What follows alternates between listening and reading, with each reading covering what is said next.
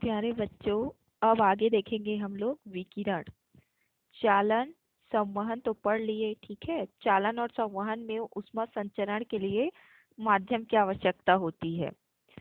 तो देखिए विकिरण में क्या होता है, सूर्य और पृथ्वी के बीच लंबी दूरी तक कोई माध्यम नहीं है, निर्वात है, फिर भी ऊष्मा सूर्य से पृथ्वी तक पहुंच जाती है। आइए इसे समझने के लिए एक प्रयोग करें। इससे पहले हम लोग ये जानेंगे कि विकिरण किसे कहते हैं। तो देखिए, ऊष्मा संचरण की वह प्रक्रिया जिसमें ऊष्मा को एक स्थान से दूसरे स्थान तक संचारित होने के लिए माध्यम की आवश्यकता नहीं होती, वो विकिरण कहलाता है। अब इसके लिए क्रियाकलाप करके देखेंगे। मोमबत्ती और थर्मामीटर। जलती हुई मोमबत्ती के पास थर्मामीटर को लाना है। प्रयोग कैसे करना है ये देखेंगे। थर्मामीटर की सहायता से वायु का ताप क्या करेंगे, हम लोग नोट कर लेंगे। अब उसे इस प्रकार रखेंगे कि उसका बल्ब एक जलती हुई मोमबत्ती की लौ के पास परंतु नीचे रहे। इस टाइप से चित्र में देखिए, जलती हुई मोमबत्ती के पास रखा गया है तो किधर है, नीचे की ओर झुका हुआ। अब पुनः थर्मामीटर का पाठ्यांक नोट कर लेना है। हम क्या देखेंगे, हम देखेंगे कि ताप में वृद्धि हो रही है।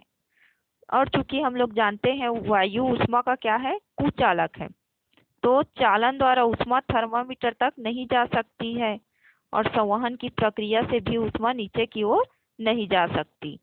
तब ऊष्मा किस विधि से थर्मामीटर तक पहुंची, यह विधि क्या कहलाती है, विकिरण कहलाती है, जो मैं भी परिभाषा में बताई। देखिए आपका परिभाषा हो जाएगा संचरण विकिरण का। ऊष्मा संचरण की वह प्रक्रिया जिसमें ऊष्मा को एक स्थान से दूसरे स्थान तक संचारित होने में किसी माध्यम की आवश्यकता नहीं होती, उसको किसी भी प्रकार के माध्यम की जरूरत नहीं पड़ती, वो कहलाता है आपका विकिरण।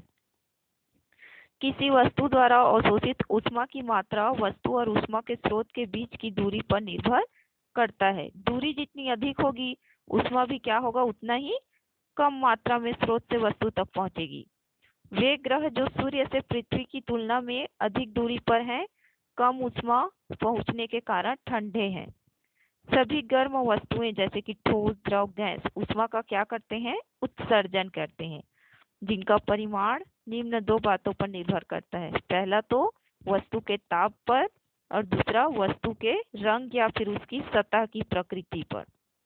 तो अब इसको समझने के लिए हम एक और क्रियाकलाप करके देखेंगे, क्रियाकलाप 8।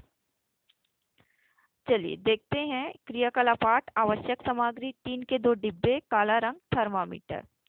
अब क्या करना है, हमें एक ही आकृति के 3 के 2 डिब्बे ले लेना है जिनके ढक्कन उनमें कसकर लगे हों, ढक्कन निकलना नहीं चाहिए। एक डिब्बे को काले रंग से रंग दें और दूसरे को चमकदार रहने दें। दोनों डिब्बों के ढक्कनों में थर्मामीटर डालने के लिए एक एक छेद कर देना है ताकि थर्मामीटर को उसमें डाल सके। अब दोनों डिब्बों को एक कमरे में रखकर दोनों डिब्बों में बराबर मात्रा में खौलता पानी डालना है। थर्मामीटर द्वारा दोनों डिब्बों के पानी का ताप नोट कर लेना है। 10 मिनट के पश्चात पुनः दोनों थर्मामीटर के ताप को नोट करना है। दोनों में से किस थर्मामीटर का ताप कम है, तो देखिए हम क्या देखेंगे, जो काले डिब्बे में रखे पानी का ताप चमकदार डिब्बे वाले पानी के ताप से क्या हो गया है, कम हो गया है। इससे यह निष्कर्ष निकलता है कि काली सतह चमकदार सतह की तुलना में ऊष्मा विकिरण का अच्छा उत्सर्जक है। हम जानते हैं ना, काला रंग ज्यादा प्रकाश को आकर्षित करता है, तो काली सतह चमकदार सतह की तुलना में ऊष्मा विकिरण का अच्छा उत्सर्जक है। सामान्यतः गहरे रंग वाली वस्तुएं हल्के रंग वाली वस्तुओं की तुलना में अधिक ऊष्मा का उत्सर्जन करती है। अब इस ऊष्मा अवशोषण से संबंधित एक और क्रियाकलाप करके देखेंगे हम लोग।